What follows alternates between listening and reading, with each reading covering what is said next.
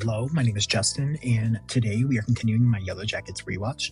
Today we are talking about Season 1, Episode 4. This episode is titled Bear Down, and we of course are talking about the teen timeline. The episode starts with Natalie dreaming of the plane crash.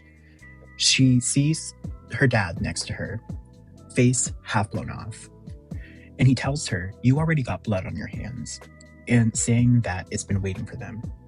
Now, I'm on the side that majority of what's going on in this show is psychological rather than paranormal, mostly due to my own beliefs and because of how the characters who did survive the wilderness died in the adult timeline. Yes, I can see how it can be taken as the wilderness, Antler Queen, has been waiting for her. But I think more than likely it is just the concept of dying. And for someone with the trauma of somewhat playing a part in her father's death, it makes sense that she would think of that trauma and belief that it was her fault then with her father, like it is now with the plane crash. That is to say, if that was a memory dream or just a dream. Natalie wakes up to Lottie sitting up, staring at the ceiling. Natalie tells her the corpse of Cabin Guy is gone and that she has buried it. Lottie replies saying bad things had happened here. Guys, I'm not kidding. Like, I really wish we had gotten that bonus episode, but I think I've said before, I hope that they have the bonus as like the final episode for the series. I heard before in a video, I'll actually try to link it below because I've talked about it so often, but the video is titled something like Why Showtime Actors Left Their Shows. And I'm not really sure why the bonus episode was brought up in this, besides the fact that she was talking about Yellowjackets and Juliette Lewis. But from what I can remember, she said that Showtime didn't like the episode and did not want the episode to air. But what she was saying the episode was about made sense to me as to why they wouldn't want to put it between season 2 and 3, as I feel like it very much so leans heavily into the paranormal side, which contradicts my beliefs that this is all psychological, but that episode is not canon until it airs, so. Misty is trying to coach Ben on going to the bathroom. He's irritated at her and embarrassed for himself. She tries to sing to help him, as it always has helped her. And I think, okay, I've never seen Breakfast at Tiffany's, so I'm not sure if like the song is from that movie or if it's a song called Breakfast at Tiffany's. She's humming it to him. And something I saw someone say when season 3 was coming out is that when they're eating Ben, Misty is humming that song. And I just love that for, story purposes. Travis is messing with the gun and accidentally shoots a tree. He is called stupid, to which he says, "No, what's stupid is we aren't using this gun to hunt." Then, after being sang to by Misty and coached to shit, he takes the gun from Travis and says Travis is right. And he declares that he's going to teach someone how to use the gun, as he clearly cannot. Which, I don't know, might be ableist. They practice keeping still with the gun, I'm guessing, because they all practice shooting it with a coin on top of it, and they succeed by doing it without the coin falling off. Natalie is having a hard time because of that memory. Well, okay, so there's the dream of her dad, but there's also the memory of what happened to her dad. So I'm just going to explain that right now, as it is one of those things that is being intercut throughout the episode. So I'm just going to explain that right now. So pre-crash Natalie brings Kevin over while her dad is gone and her mom is passed out. She wasn't planning on doing anything other than listening to music and teaching Kevin to use nail polish instead of Sharpie. When her dad comes home in a rage, he kicks Kevin out, then starts beating Natalie's mom and calling Natalie a whore. Natalie grabs his gun and tries to shoot him, but she forgets the safety, so her dad grabbed the gun and started to patronize her.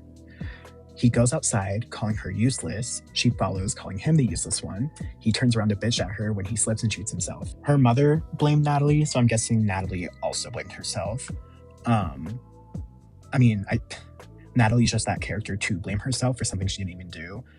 But I think especially when you have a parent that is telling you that you were the problem and you did something wrong, I can see how Natalie internalizes that. Taissa tries to shoot the gun and fails. I believe this parallels to season 3 when she is having a hard time building up the courage to shoot Ben. Travis goes and, he does it. Then Natalie tries and fails, thinking of her dream. Travis makes fun of her and she goes again and she does it. So we go to Shauna, who is writing at the pond when Javi comes around and asks if she is going to try shooting. And she says she doesn't think she's the type to handle firearms. It's really crazy what a year can do to you, honestly. But Javi asks what she is doing at the moment, and she explains that, she's writing in her journal. It's her way to like understand the world, what's going on with her, mentally, how she fucked Jeff, how she's now stranded in the wilderness with her best friend, even though the night before, or a couple days before, a week before, she slept with her best friend's boyfriend. Probably a bunch of other shit that she's done that we just don't know about because it's not relevant to the story. But all that to say, she gives him a piece of paper to do it himself, and he's all giddy, and he goes off to write on the paper for himself. I did hear when season 3 was airing, though, especially only in that final episode for season 3 when Shauna is wearing that hat as a mask, I heard that it resembles Javi's, and I'm not sure if it could be his or what, but if that is his hat, Shauna, you're fucking demented. Want to be the first, want to be the last time someone says that about her. Someone, literally me. What the fuck am I talking about? Okay, so the team is now actually practicing shooting. Mari fails giving the gun to Travis. Natalie makes fun of him, calling him Flex, to which he points the gun at her. Ben tells him to put the gun down, which he does after shooting a single can. Natalie shoots all of them. She's like, don't. Travis, I got this, okay?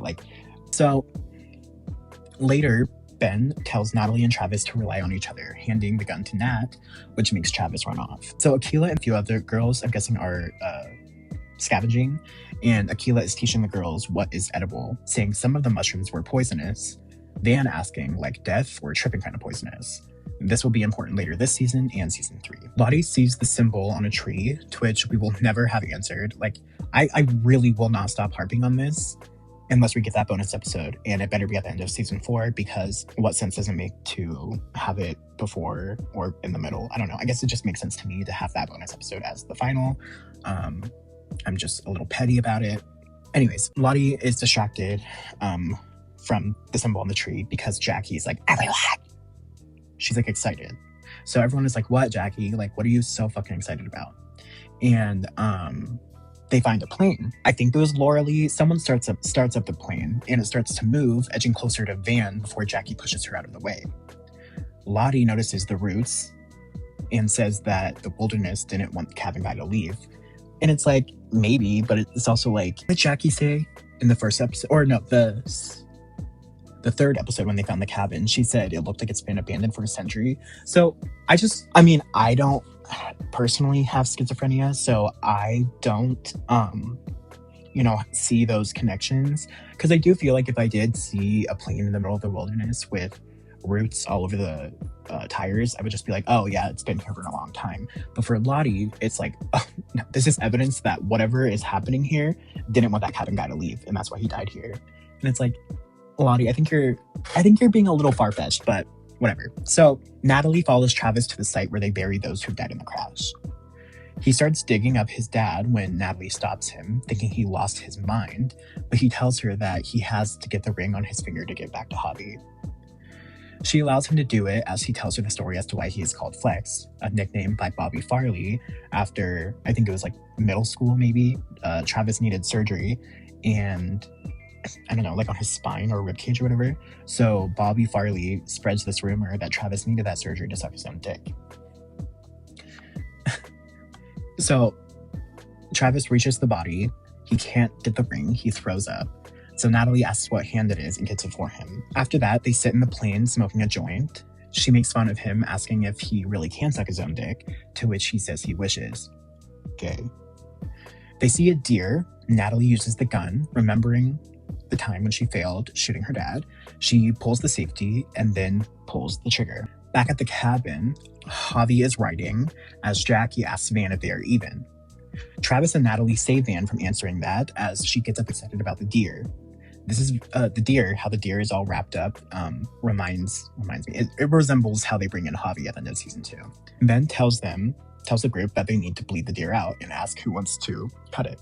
Shauna says she will do it, and they're able to eat. They bleed out the deer, they cook it up, so as they're eating, Travis gives Javi the ring, saying that he's had it since the crash or something, or that he found it. And then this last final moment, Ben is walking back to the cabin, passing Misty as she trips him before doting on him, telling him to be more careful.